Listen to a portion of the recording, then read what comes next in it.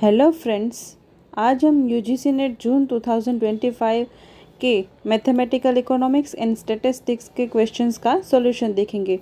Part 1 में जो है हमने micro economics and macro economics के क्वेश्चंस जो है वो सोल्व किए हैं। पार्ट 2 जो है उसमें इकोनोमेट्रिक्स एंड इंटरनेशनल के क्वेश्चन सोल्व किए हैं। एंड पार्ट 3 जो है उसमें growth and development and money banking के क्वेश्चन जो है वो सोल्व किए हैं। ये आज का पार्ट 4 है, इसमें हम मैथमेटिक्स एंड स्टैटिस्टिक्स को पढ़ेंगे। तो चलिए शुरू करते हैं फर्स्ट क्वेश्चन से।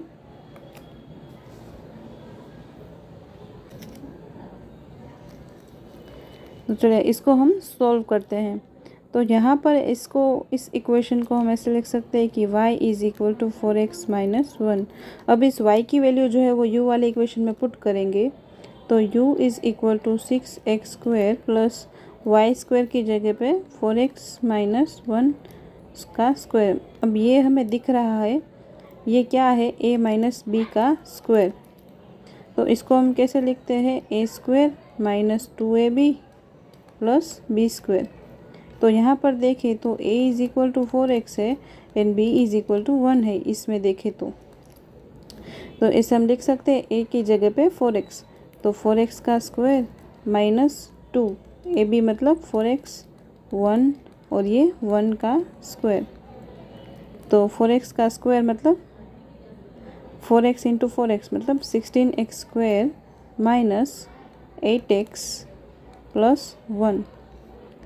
ठीक है, तो इसकी जगह पे हम ये सिंप्लीफाइड करके लिख सकते हैं। तो यहाँ पर ये लिख देते हैं अभी।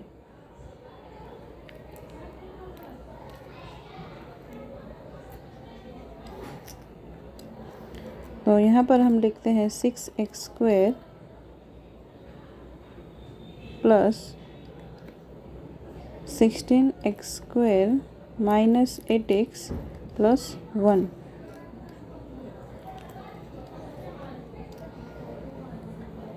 अब हम इसको दोनों को ऐड करेंगे तो ये हो जाएगा 22x का स्क्वायर माइनस 8x प्लस 1। और u की वैल्यू फाइंड करनी है तो हमें उसका डेरिवेटिव लेना पड़ेगा, del u by del x। तो यहाँ पर del u by del x कितना आएगा, 44x माइनस 8, 22 दूनी 44 x और माइनस 8, ये x जो है वो चला जाएगा। अब इसको सेट इट इक्वल टू 0 करते हैं। तो x की वैल्यू क्या आएगी, x की वैल्यू आएगी 8/44 मतलब 2/11।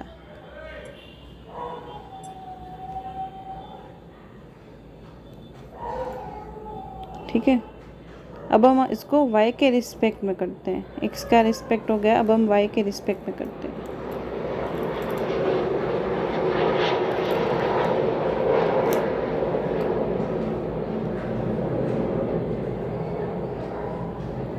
तो यहाँ पर जो y है, यहाँ पर हम x की वैल्यू ये पुट कर देते हैं 2/11। तो ये क्या हो जाएगा, y is equal to 4 2/11 minus 1। तो यहाँ पे हो जाएगा 8/11 माइनस 1। तो यहाँ पे आ जाएगा 3/11। y की वैल्यू आ गई 3/11। x की वैल्यू क्या है, x की वैल्यू है 2/11 एंड y की वैल्यू है 3/11।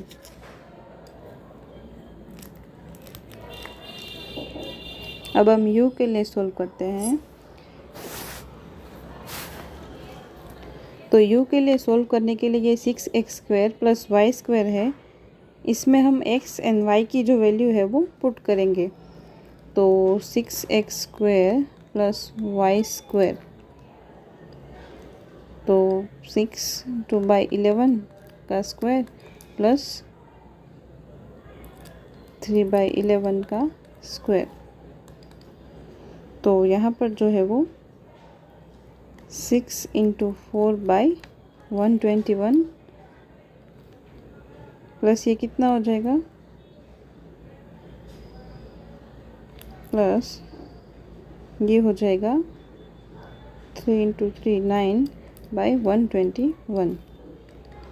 अब ये हो जाएगा 24 बाई 121 प्लस 9 बाई 121।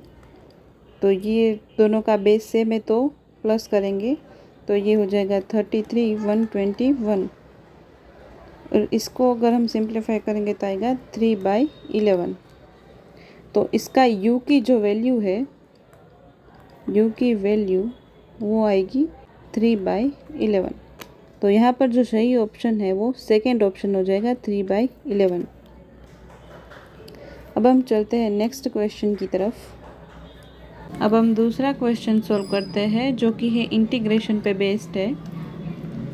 तो यहाँ पर दे रखा है कि integration x+3 divided by x+5 dx।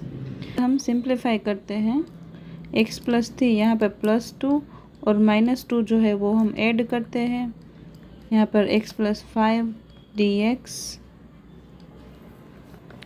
अब x+3 + 2 मतलब x+5 divide by x+5 dx minus integration of ये 2 यहाँ पर डाल देते 2x+5 dx। तो ये x+5 कैंसिल हो जाएगा तो यहाँ पे बच जाएगा dx -2 इंटीग्रेशन 1x+5 dx। तो इसका आंसर क्या हो जाएगा x -2 log x+5 plus c।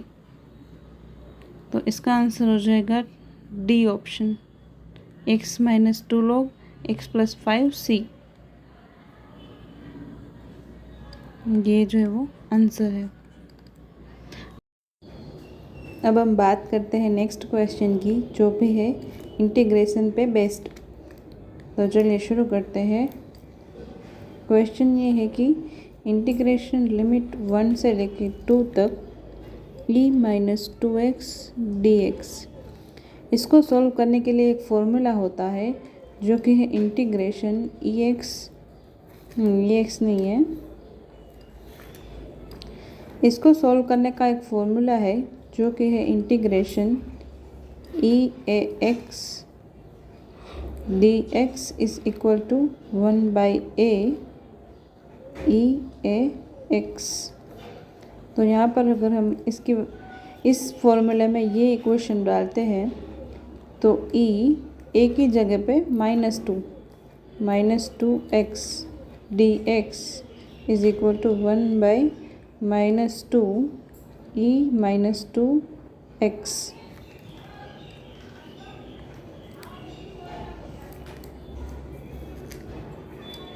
अब हम आगे सॉल्व करते हैं और इसमें जो है वो लिमिट्स जो है वो अप्लाई करते हैं। तो ये हो जाएगा 1/-2 e - 2x। इस इक्वेशन में हम लिमिट्स डालते हैं 2, 2 and 1।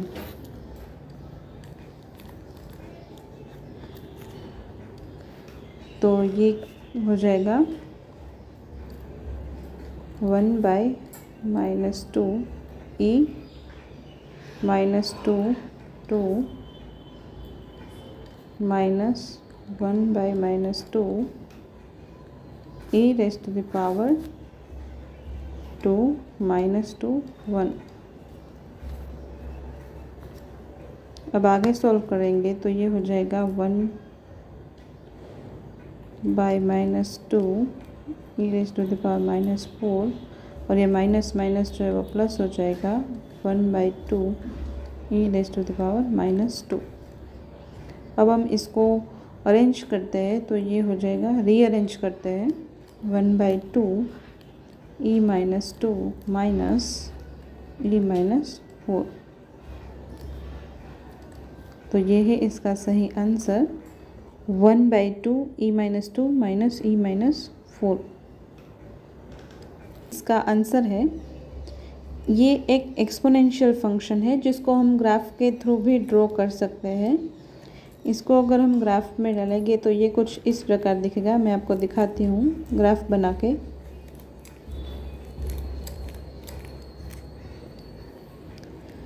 तो यहाँ पर जो एक्सपोनेंशियल फंक्शन है, यहाँ पर x इज़ इक्वल टू 0 रखेंगे तो fx जो है वो 1 हो जाएगा। फंक्शन क्या है हमारा? फंक्शन है e minus 2x।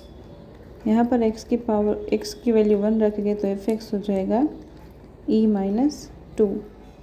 x is equal to 2 रखेंगे तो fx हो जाएगा e माइनस 4। ठीक है। अब हम इसका अगर हम एक ग्राफ ड्रॉ करेंगे तो ये एक एक्सपोनेंशियल फंक्शन, ऐसा एक्सपोनेंशियल फंक्शन होगा। इसमें हम 0, 0.5, 1, 1.5, 2 ये जो है वो हमारी x की वैल्यू है और यहाँ पर हम fx लेते हैं। 0.2, 0.4, 0.6 ऐसे करते लेते हैं। तो यहाँ पर जो लिमिट्स 1 से लेके 2 तक है, मतलब 1 से लेके 2 तक, ये इंटीग्रेशन जो होता है वो हम कर्व के अंडर जो एरिया है उसको हम सॉल्व करते हैं। इंटीग्रेशन सॉल्व करते हैं तो अंडर द कर्व एरिया जो है उसको हम सॉल्व करते हैं। इसका सही ऑप्शन 3rd है। अब हम चलते हैं नेक्स्ट क्वेश्चन की तरफ। ये क्वेश्चन भी इंटीग्रेशन पे बेस्ड है। फर्स्ट पार्ट से स्टार्ट करते हैं। इंटीग्रेशन 0 से लेके इन्फिनिटी तक और दे रखा है 1 divided bye 1 plus x square dx। तो ये जो है वो 10 माइनस 1x के जैसा है, जिसकी लिमिट जो है वो 0 से लेके इन्फिनिटी तक है। तो जो 10 है उसकी वैल्यू होती है π/2। तो इसका आंसर जो है वो π/2 होगा। तो ए का होगा थर्ड ऑप्शन।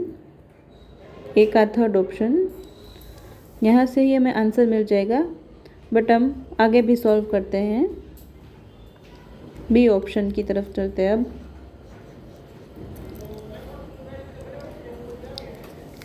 बी ऑप्शन की अगर हम बात करें तो यहाँ पर है इंटीग्रेशन 1 से लेकर इन्फिनिटी तक और दिया हुआ है 1 डिवाइड बाय √x dx।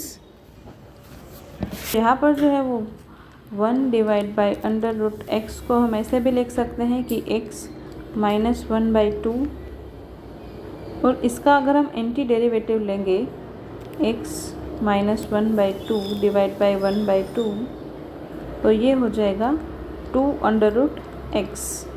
ठीक है।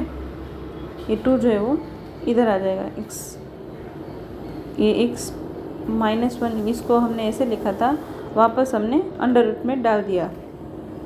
अब हम आगे सॉल्व करते हैं।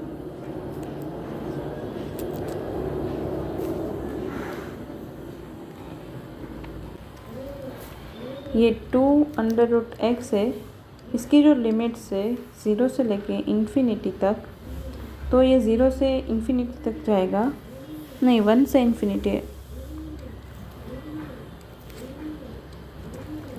इसकी वैल्यू जो है 1 से लेके इन्फिनिटी तक है।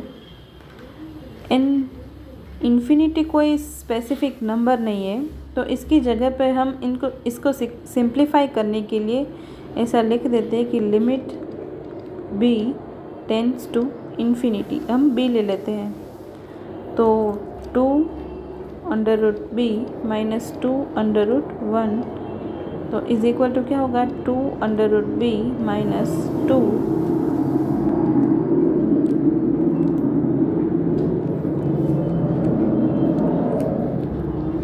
1 एंड इन्फिनिटी जो हमारी लिमिट्स थी, इन्फिनिटी को हमने b ले लिया एंड ये 1।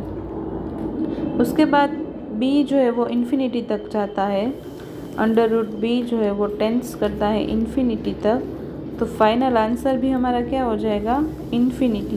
तो यहाँ पर इन्फिनिटी ऑप्शन में है नहीं, तो हम कह देंगे कि डज नॉट एग्जिस्ट, इन्फिनिटी की कोई वैल्यू नहीं है। तो बी का हो जाएगा फर्स्ट।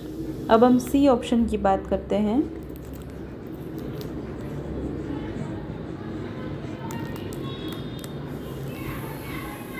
सी ऑप्शन क्या कहता है, सी ऑप्शन कहता है कि integration of minus infinity to -1 divided by x4 dx।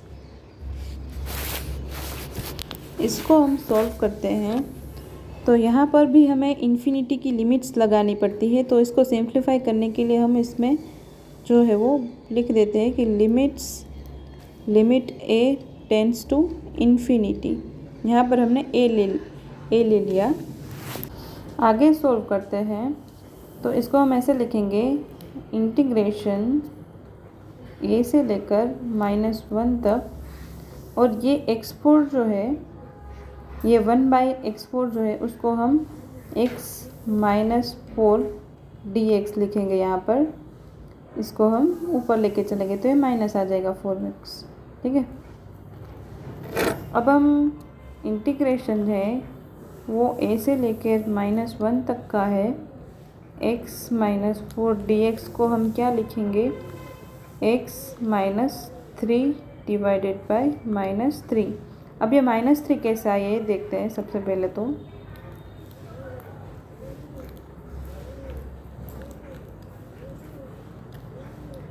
तो यहाँ पर जो है वो x जो है वो -4 + 1 डिवाइडेड बाय -4 + 1, तो ये हो जाएगा x-3 -3।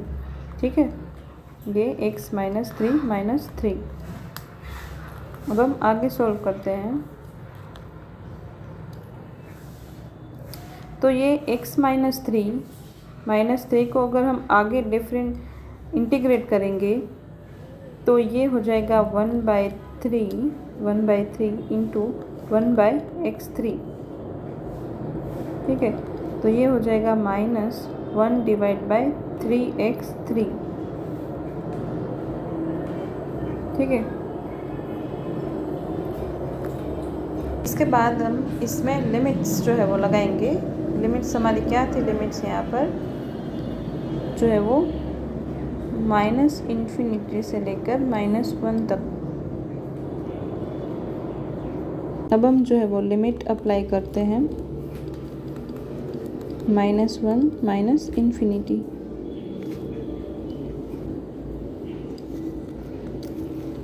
-Infinity to -1।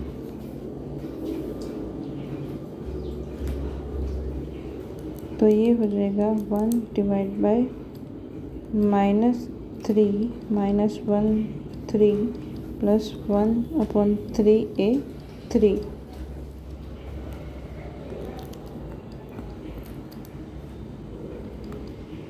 वन की पावर 3 1 हो जाता है, इसलिए 1 डिवाइड बाय 3a3। ये -1 जो है वो लिमिट है, एंड a ये है इन्फिनिटी की, हमने जो पहले लिमिट ली थी वो है। इन्फिनिटी की जगह हमने -इन्फिनिटी की जगह a लिया था, वो है। ठीक है, एंड 1 डिवाइड बाय 3a3 जो है वो इन्फिनिटी है। इसको अगर हम 0 कर दें तो हमारा आंसर जो है वो आ जाएगा 1/3। इसका आंसर होगा 1/3। सी ऑप्शन का 1/3। अब हम फोर्थ ऑप्शन की बात करते हैं। अब हम डी ऑप्शन को सॉल्व करते हैं, जिसमें इंटीग्रेशन दे रखा है -इन्फिनिटी टू +इन्फिनिटी तक 1 डिवाइड बाय 1 + x² dx। तो हमें पता है कि इसकी वैल्यू जो है वो हमने फर्स्ट ऑप्शन में भी देखा था कि 10 - 1x + c होती है इसकी वैल्यू। और यहाँ पर अगर हम लिमिट्स जो है वो हमें पता है कि -इन्फिनिटी एंड +इन्फिनिटी जो है उसको सिंप्लीफाई करने के लिए हम a एंड b डालते हैं यहाँ पर। तो लिमिट a जो है वो टेंड्स करेगा minus infinity and limit B जो है वो करेगा प्लस इन्फिनिटी, ऐसा हमने मान लिया। तो जो लिमिट बी है, लिमिट बी जो है वो हो जाएगा 10 minus 1 B is equal to, इसकी वैल्यू क्या होती है π/2 एंड जो लिमिट ए है उसकी वैल्यू है 10 माइनस 1 ए। यहाँ पर ए जो है वो माइनस इन्फिनिटी है, तो यहाँ पर वैल्यू जो है वो -π/2 हो जाएगी। अब हम आगे सॉल्व करते हैं इसको। तो ये हो जाएगा π/2 माइनस ये -π/2,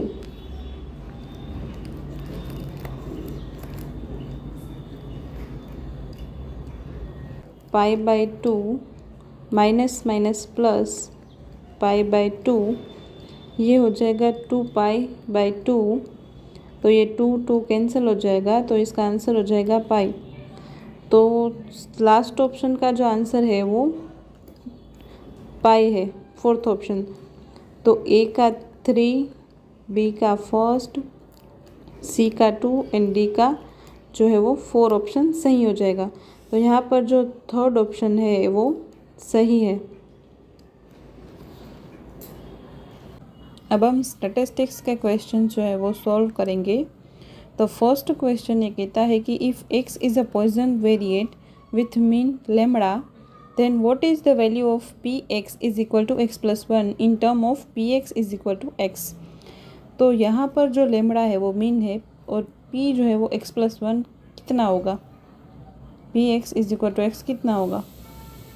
तो हमें पता है कि जो पॉइसन डिस्ट्रीब्यूशन है उसका फॉर्मूला पता है हमें कि p of x is equal to e minus lambda x divided by x factorial. इसको हम इक्वेशन 1 कहते हैं। और यहाँ पर जो है वो px+1 दे रखा है, तो px+1 is equal to e minus lambda x की जगह पे हम डालते हैं x+1 divide by x factorial है वहाँ पर x+1 फैक्टोरियल।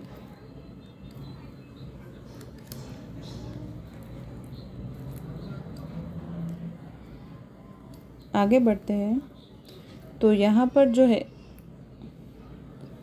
उसको हम सरल तरीके से लिखते हैं, सिंप्लीफाइड करके। तो e minus lambda x into lambda x+1 है इसलिए x यहाँ पर और एक lambda divided by x+1 into x factorial. इसको अलग अलग करते हैं, जैसे कि लेमड़ा है ये, इसको यहाँ पर ले लेते हैं। तो lambda x+1 into e minus lambda x divided by x factorial. x factorial यहाँ पर यहाँ, और ये x फैक्टोरियल है, ये तो px है। तो यहाँ पर जो है वो लेमड़ा x+1 ये जो है वो px, इसका आंसर हो जाएगा। तो लेमड़ा x+1 px जो है वो इसका आंसर है। फर्स्ट ऑप्शन जो है वो करेक्ट आंसर है। इसको हम कॉम्प्लीमेंट्री रूल से सॉल्व करेंगे। मतलब कौन कौन से सिलेक्ट नहीं होंगे वो देखते हैं। तो फर्स्ट पोस्ट पे सिलेक्ट ना होने की प्रोबेबिलिटी है 2/3 एंड सेकेंड पोस्ट में प्रोबेबिलिटी है 3/4 एंड थर्ड पोस्ट में जो है वो है 1/2। तो यहाँ पर हम प्रोबेबिलिटी देते हैं कि कोई भी सिलेक्ट नहीं होगा, ये इसकी प्रोबेबिलिटी क्या है। तो ये हो जाएगा 2/3 इंटू 3/4 इंटू 1/2। इसका अगर हम एलसीएम लेंगे तो ये हो जाएगा 6/24, 1/4। अब हम प्रोबेबिलिटी डालते हैं, probability at least one selected, at least one selected. तो इस नन वाली प्रोबेबिलिटीज में से वन में से माइनस कर देंगे तो हमें जो सिलेक्टेड वाली प्रोबेबिलिटी है वो मिल जाएगी। तो 1 - 1/4, तो ये हो जाएगा 3/4। तो इसका आंसर हो जाएगा 3/4, एटलीस्ट वन पोस्ट के लिए सिलेक्टेड। तो ये हो जाएगा 3/4। चलिए अब हम नेक्स्ट क्वेश्चन की तरफ। नेक्स्ट क्वेश्चन में जो है वो डेटा दे रखा है, मीन एंड स्टैंडर्ड डेविएशन दे रखा है। In the coefficient of correlation between sales advertisement is equal to 0.9 and estimate the likely sale of sales if the proposed advertisement expenditure is 10 crore. तो यहाँ पर जो एडवर्टाइजमेंट का एक्सपेंस जो है वो 10 करोड़ दे रखा है एडवर्टाइजमेंट अगर हम करेंगे तो, और सेल दे रखा है, यहाँ पर मीन वैल्यू भी दे रखी है और स्टैंडर्ड डेविएशन भी दे रखा है। तो इसको अगर हम सॉल्व करेंगे तो सबसे पहले इसका हम फॉर्मूला देखते हैं। तो हमें यहाँ पर निकालना क्या है, सेल्स, ठीक है। तो Y hat is equal to Y plus R into sigma Y divide by sigma X, X minus X bar. तो यहाँ पर वाई हेड की वैल्यू निकालनी है, सेल्स निकालने हमें, और वाई की वैल्यू जो है वो कितनी है, यहाँ पर वाई बार की वैल्यू, यहाँ पर वाई बार है, तो वाई बार की वैल्यू जो मीन वैल्यू को दे रखी है वो है, यहाँ पर हम पहले वैल्यू लिख लेते हैं। Y bar is equal to 40, ठीक है। आर इज इक्वल टू 0.9 जो यहाँ पर दे रखा है 0.9, एन जो एक्स बार है, ये मीन एक्स बार जो है वो 6 है, इन सिग्मा वाई जो है यहाँ पे स्टैंडर्ड डेविएशन है, ये सिग्मा स्टैंडर्ड डेविएशन जो है वो 10, एंड वाई एक्स के लिए जो है वो 1.5, ठीक है। और ये 10 करोड़ है वो एक्स की वैल्यू है। तो यहाँ पर वैल्यूज़ जो है वो पुट कर देते हैं। तो वाई बार की वैल्यू है 40 plus 0.9 sigma Y is equal to 10 divided by 1.5, X 10, X bar 6। तो यहाँ पर जो है वो आ जाएगा 14 प्लस 0.9। इसको अगर हम डिवाइड करेंगे तो ये वैल्यू कुछ आ जाएगी 6.6667, और 10 - 6 ये आ जाएगा 4। तो 14 प्लस 0.9 इंटू 6.667 इंटू 4 करेंगे तो ये हमें अप्रोक्स 24 के करीब वैल्यू मिल जाएगी। तो इसका आंसर जो है वो 40 plus 24 is equal to 64 crore. तो इसका आंसर जो है वो 64 करोड़ है। सही आंसर 64 करोड़। अब हम नेक्स्ट क्वेश्चन की तरफ चलते हैं। अब हम नेक्स्ट क्वेश्चन की बात करते हैं। ये क्वेश्चन है कि which of the following are correct in case of normal distribution. तो यहाँ पर नॉर्मल डिस्ट्रीब्यूशन की बात की है। तो μ3 for normal distribution is equal to 0। जी ये बिल्कुल सही है कि μ3 जो है वो 0 होता है। And β2 for normal distribution is 0। नहीं, 0 नहीं होता, ये 3 होता है। β2 जो है वो 3 होता है। फिर तीसरा ऑप्शन देखें तो mean deviation about mean for normal distribution it is 4/5 sigma. तो ये भी सही है। इसकी वैल्यू 0.7979 होती है सिग्मा, जो कि 0.8 के करीब होती है, और जो होता है 4/5 सिग्मा। तो ये भी सही ऑप्शन है। डी ऑप्शन की बात करें तो μ4 for normal distribution is 2 sigma 4। तो यहाँ पर जो μ4 होता है वो 2 सिग्मा नहीं होता, ये ऑप्शन गलत है। इसकी जगह होता है ये 3 सिग्मा 4, तो ये ऑप्शन गलत हो जाएगा। और characteristic function for normal distribution is, यहाँ पर सही से दिख नहीं रहा होगा तो मैं यहाँ पे लिख देती हूँ। यहाँ पर लिखा है E I mu T minus T square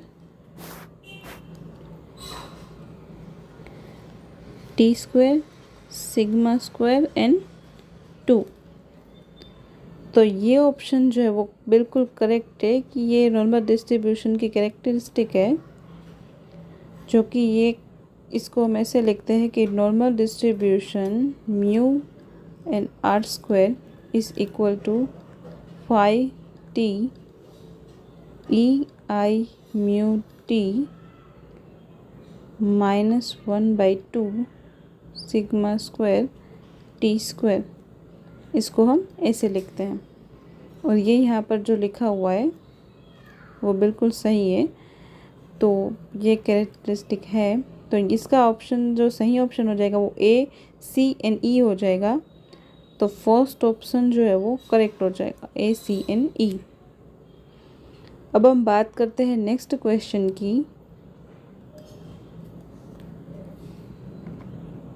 तो नेक्स्ट क्वेश्चन ये कहता है कि by the using of uniqueness property of moment generating function which of the following are correct distribution if M G F is as follow.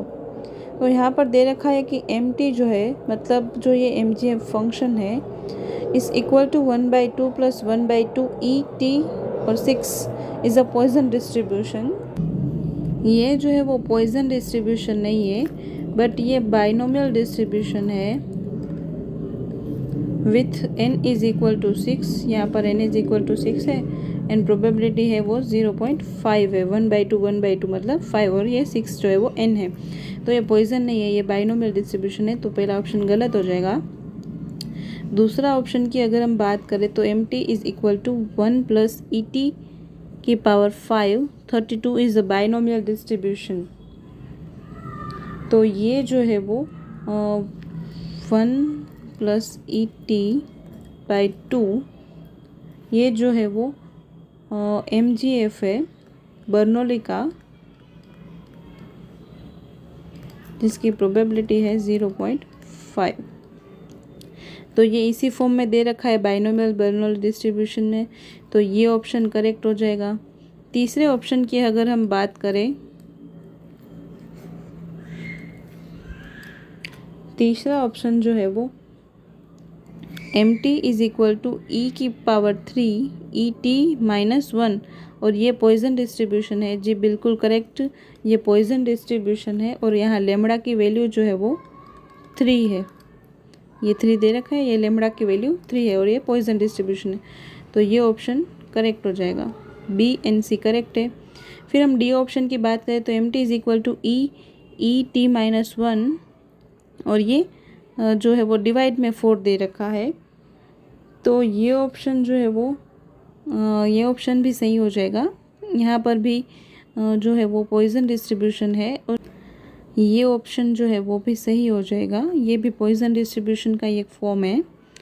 और ये E option है M T is equal to 4 3e minus T minus 1 minus 2, ये binomial distribution. ये binomial distribution तो नहीं, ये standard binomial distribution नहीं है, बट ये नेगेटिव बाइनोमियल है, नेगेटिव बाइनोमियल।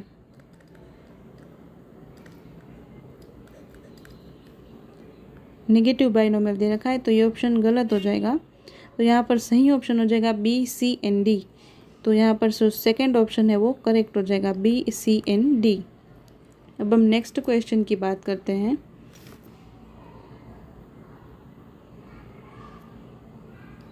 ये आज का लास्ट क्वेश्चन है। तो यहाँ पर पूछा गया है कि बीटा 2 जो है वो काई स्क्वायर डिस्ट्रीब्यूशन है, तो इसका फॉर्मूला क्या होगा। तो बीटा 2 जो होता है वो होता है μ4 divide by sigma 4 chi square में, और इसकी जो वैल्यू होती है वो होती है 12 डिवाइड बाय k प्लस 3। तो यहाँ पर k की जगह पर k is equal to n मान लेना। तो यहाँ पर 12 डिवाइड बाई n प्लस 3, तो ये थर्ड ऑप्शन हो जाएगा। तो फर्स्ट का थर्ड हो जाएगा, फर्स्ट का थर्ड, तो ये 2 इन 4 में है, तो a का थर्ड। अब हम b की बात करते हैं, skewness for chi square distribution. तो स्क्यूनेस का फॉर्मूला होता है, वो होता है 8 divide by k, under root 8 divide by k। तो इसको हम 2 बाई k भी कर सकते हैं ऐसे, ठीक है। तो इसका जो k is equal to n हमने मान के रखा है, इसलिए 2 बाई n हो जाएगा। तो ये हो जाएगा 4 के साथ चला जाएगा, b जो है वो 4 के साथ चला जाएगा। अब हम बात करते हैं थर्ड ऑप्शन की, मोड ऑफ काई स्क्वायर डिस्ट्रीब्यूशन। ये फर्स्ट ऑप्शन है, ये सेकंड b है। अब हम c की बात करते हैं। तो मोड जो होता है, तो जो मोड होता है वो होता है k माइनस 2, और k और n हमने सेम मान के रखा है, तो n माइनस 2, और जो k की वैल्यू होती है वो ग्रेटर देन 2 होती है यहाँ पर। तो यहाँ पर n माइनस 2 मतलब फर्स्ट ऑप्शन जो है वो c के साथ जाएगा, मतलब c का फर्स्ट हो जाएगा। अब हम d ऑप्शन की बात करते हैं, mu third for chi square distribution. Third moment जो है वो पूछा है, काई स्क्वायर का थर्ड मोमेंट। तो काई स्क्वायर का थर्ड जो मोमेंट होता है वो होता है 48n प्लस 12n स्क्वायर। तो यहाँ पर तो डायरेक्ट ऑप्शन में ही है, सेकेंड ऑप्शन में, तो डी का जो है वो 2 हो जाएगा। तो आज के क्वेश्चंस जो है वो कंप्लीट हो गए। नहीं, एक और क्वेश्चन बाकी है, चलिए उसको भी देख लेते हैं। The mean of hyper geometric distribution. तो हाइपर जियोमेट्रिक डिस्ट्रीब्यूशन का मीन जो होता है वो होता है m डिवाइड बाय n। तो यहाँ पर जो ऑप्शन है वो थर्ड है, तो a का जो है वो 3 हो जाएगा। दूसरे की बात करें, ये a का है, ये दूसरे की बात करें तो moment generating function of negative binomial distribution. तो अभी मैंने आपको जो एक क्वेश्चन था उसमें बताया था कि ये नेगेटिव बाइनोमियल डिस्ट्रीब्यूशन का फंक्शन है, MGF है। तो बस यहाँ पर भी वही देखना है। तो नेगेटिव क्या होगा, उसमें हम क्या करते हैं, जब तक हमें सक्सेस नहीं मिलती तब तक हम ट्राई करते रहते हैं। तो इसका जो नेगेटिव बाइनोमियल डिस्ट्रीब्यूशन का MGF होगा वो होगा Q minus PET minus R। और पॉजिटिव की अगर हम बात करें तो पॉजिटिव में क्या होगा, इसको हम उल्टा देते तो पॉजिटिव हो जाएगा, PET प्लस QR। तो ये हो जाएगा पॉजिटिव का MGF और ये है नेगेटिव का MGF। अब हम थर्ड ऑप्शन की बात करते हैं, C की बात करते हैं। The coefficient of कुर्टोसिस of a binomial distribution. अब हम कुर्टोसिस की बात करते हैं, तो ये क्या हो जाएगा, ये हो जाएगा कुर्टोसिस 1 minus 6PQ divided by NPQ। तो A का जो है वो 3, B का जो है वो सेकेंड ऑप्शन, एंड C का है वो फोर्थ ऑप्शन। अब D की बात करते हैं हम, तो D में क्या दिया हुआ है कि the variance of geometric distribution. तो जियोमेट्रिक डिस्ट्रीब्यूशन का वेरिएंस क्या होगा, Q divided by P square. तो ये जो है वो फर्स्ट हो जाएगा, तो D का जो है वो फर्स्ट जो है वो सही है।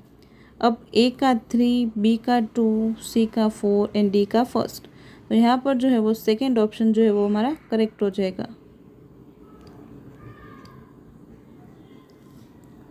ठीक है,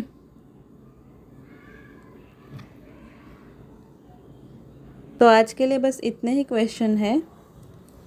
मिलते हैं नेक्स्ट वीडियो में। Thanks for watching. मिलते हैं नेक्स्ट वीडियो में, तब तक के लिए happy learning and keep growing.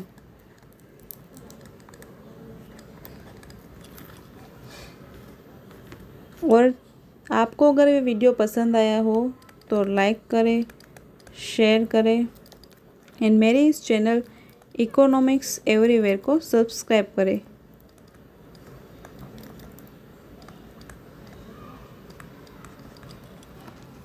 Thank you. And याद रखना कि हम किसी से कम नहीं हैं। अपने आप को कभी भी किसी से कम मत समझो, कम मत आंको। हम जैसे भी हैं हम इनफ है, परफेक्ट है। और धीरे धीरे हमें आगे बढ़ते रहना चाहिए, अपने आप में इम्प्रूवमेंट करते रहना चाहिए और आगे बढ़ना चाहिए। So thanks for watching.